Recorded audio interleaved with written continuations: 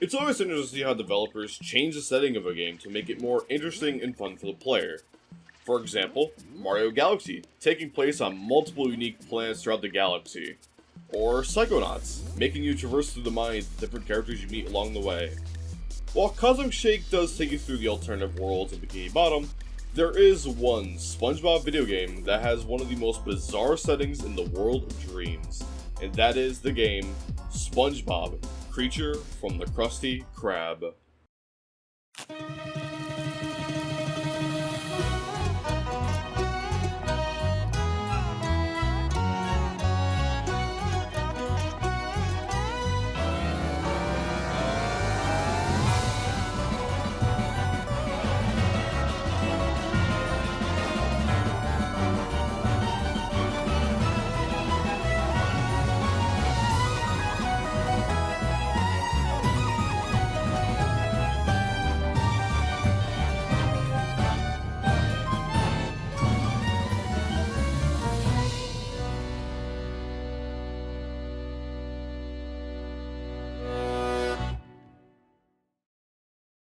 Whenever I hear someone talk about Creature from the Krusty Krab, they either say it's the worst SpongeBob game they have ever played, or it was okay at best.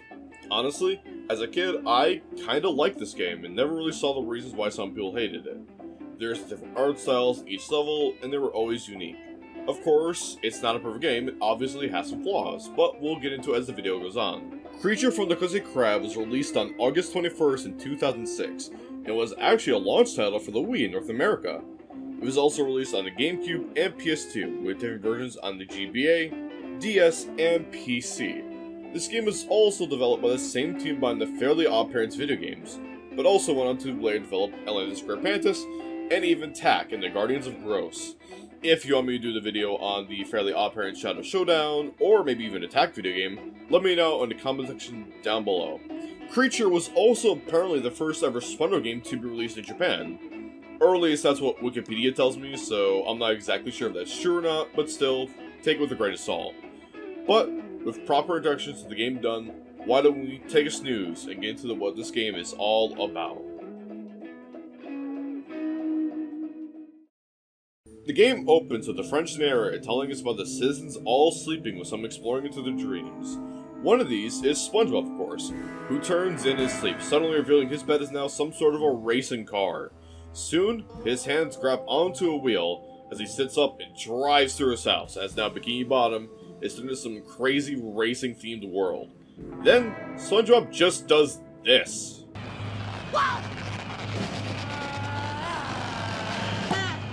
There's only one word you can use to describe this, Dale.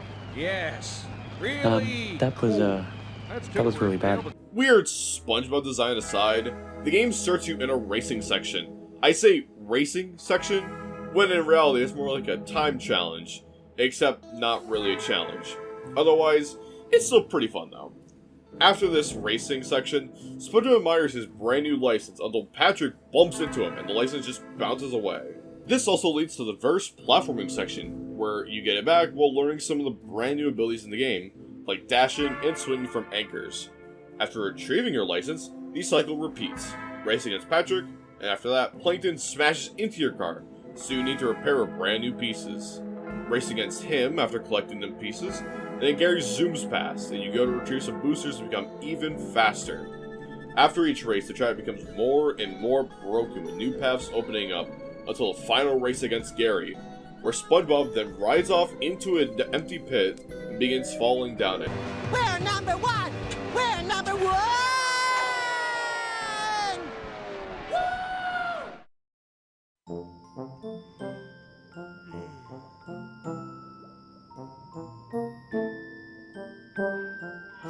No!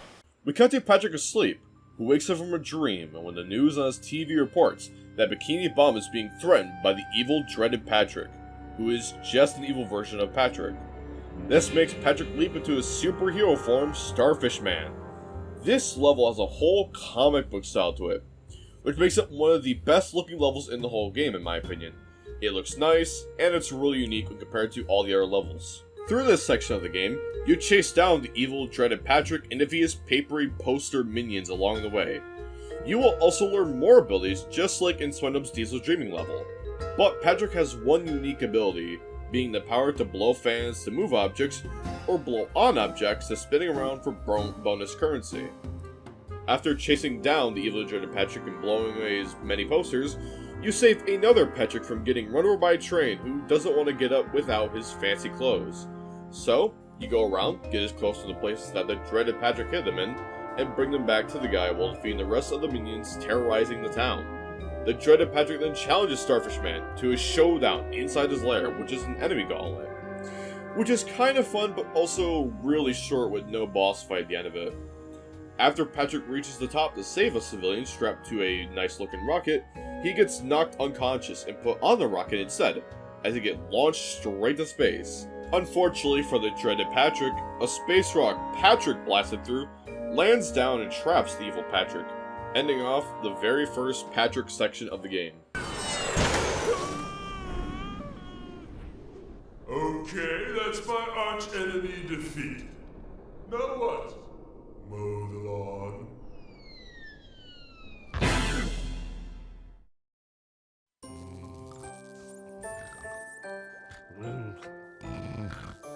No! Yeah!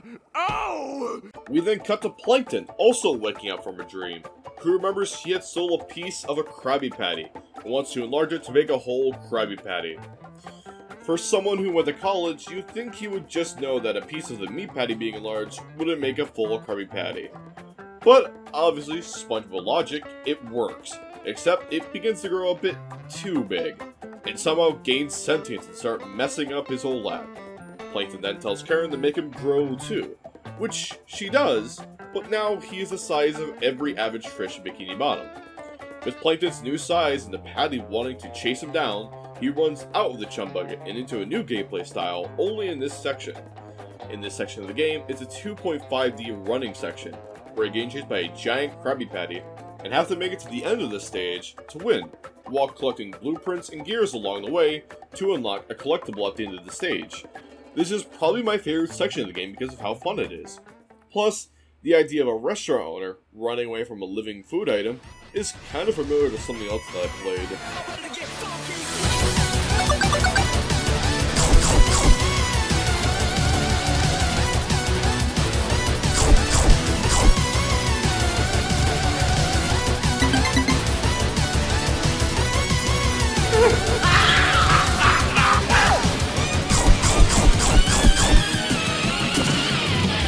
Maybe I'm just crazy. Plankton isn't defenseless though, as he comes with a freeze ray strapped to his head, or as he later calls it, the Despiculator. This can break wooden boxes, fences, or freeze jellyfish and even the patty, but only for a short while. The frozen jellyfish can be used as a platform if you freeze them, or if you zap them again while frozen, they will just die. After each level, there is a minigame where you collect the falling objects and try not to get noticed by the patty. Doing good only gives you more currency for the shop, but slowly but surely, level by level, Plankton makes it safely back to the chum bucket and hides behind some coral. Of course, he gloats about his victory over the living hamburger as the monster Krabby Patty sees his antennas and crushes him. No patty will defeat the mighty mind of Plankton! Finally back to SpongeBob, he is still falling down that pit we last saw him in. He just decides to ditch his car and go deeper into the pit he is currently falling in. And about a minute of falling goes by, SpongeBob gets eaten by the Alaskan bullworm. Yeah, the second SpongeBob section takes place inside the giant Alaskan bullworm. It's as gross as you'd think it sounds, but it's all just platforming and no races, luckily.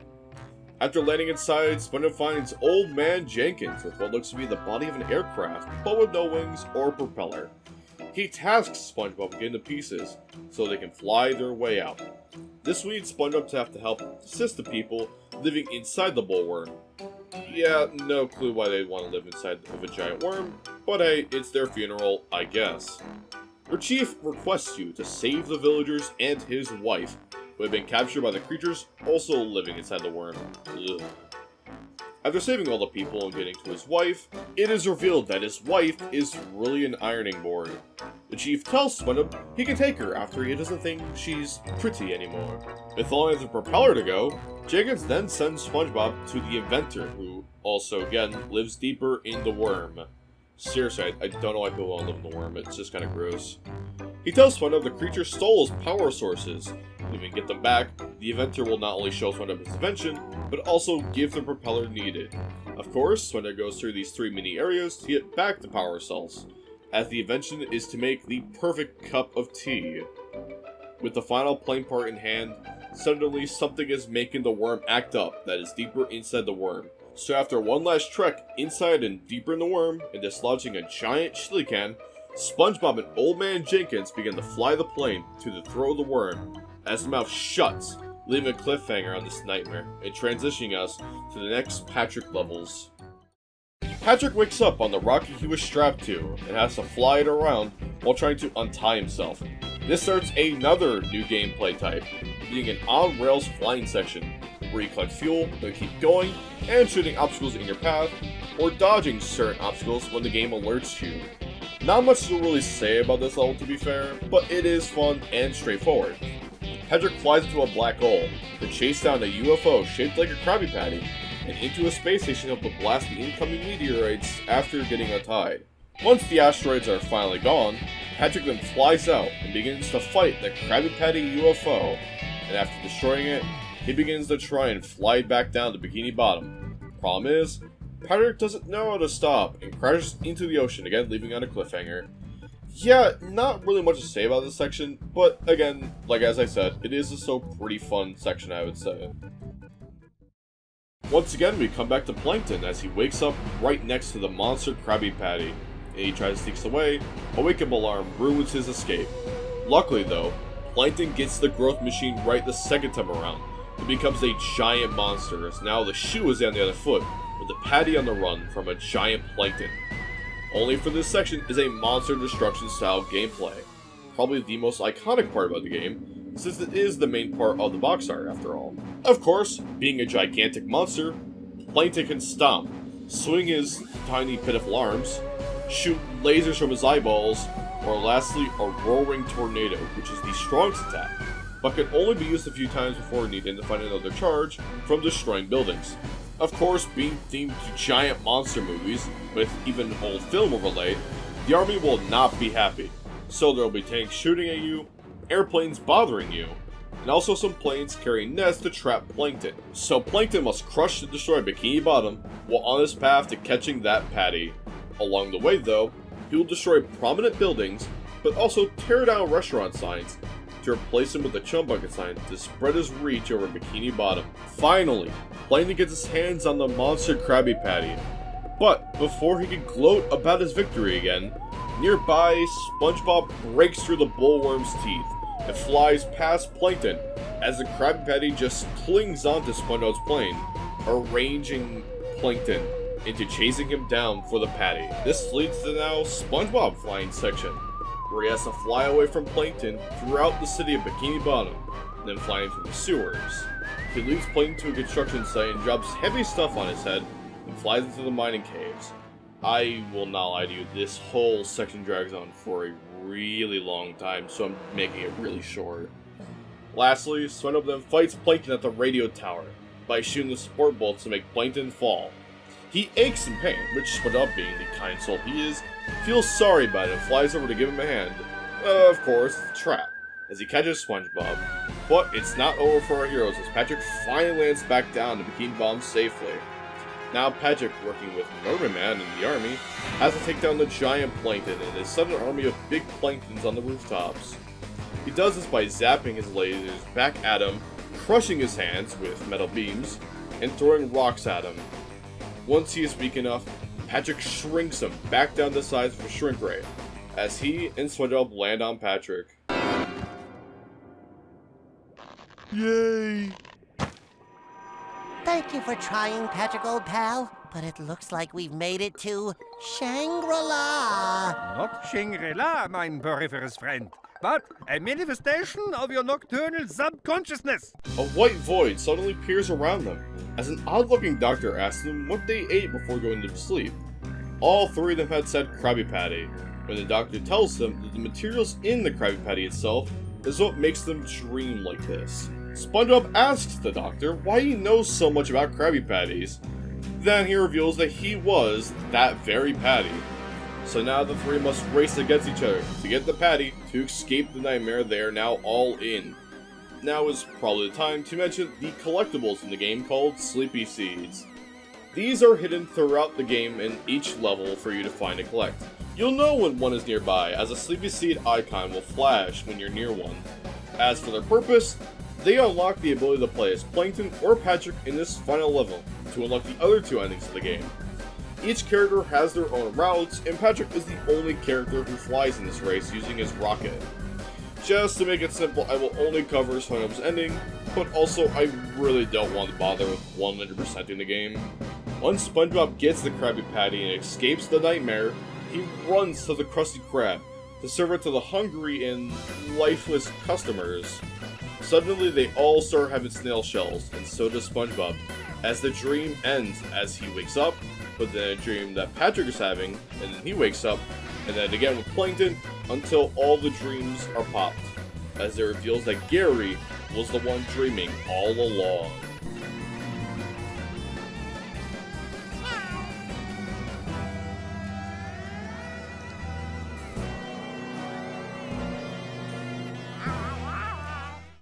Gary wakes up and sees the three characters pretending what they were doing in his dreams.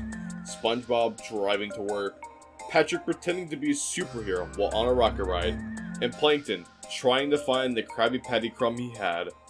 Gary goes home and SpongeBob brings Krabby Patty back as he tells Gary he can't have it or it will give him nightmares. He takes it to the kitchen as an Alaskan bullworm just crashes through SpongeBob's house and eats SpongeBob, as Gary goes back to sleep thinking it was a nightmare, ending the game. So, yeah, that's one way to end a SpongeBob game, I guess. Now, for some reason on the GameCube, this cutscene has no audio, but on every other version, it does. Odd fact, but I thought I might as well put it here since it has to do with the old video and stuff. That is not all the game has to offer though, as after beating the game fully, you can free play any of the levels again. Though, there is one setback. You can't pick a specific section of a level to revisit, so it's kind of annoying to backtrack in 100% if you do not get the Sleepy Seeds in a later portion of the level. It honestly really kills replay value in some ways. At least with all the Z's you collect throughout the game, they can be used as a vending machine for viewable artwork, harder versions of the minigames, and even some costumes for characters. Nothing crazy, but hey, it's something to at least use them for.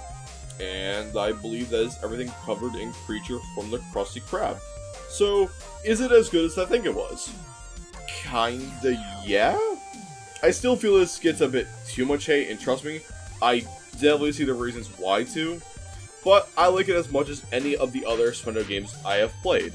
It's creative, and not afraid to try out new styles, including the wild racing style, or the old film look.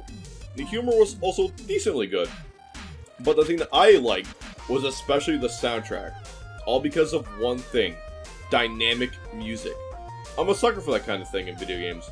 Plus, Cosmic Shake even took that idea and did it with their soundtrack too, so clearly, Creature did something good there. Okay, I think I talked enough about this game. If you liked the video, be sure to subscribe and hit the like button down below to show your support, as it really helps to show that you all love and enjoy my content, and it helps me make some more stuff. With that all being said and done, I will see you all in the next video.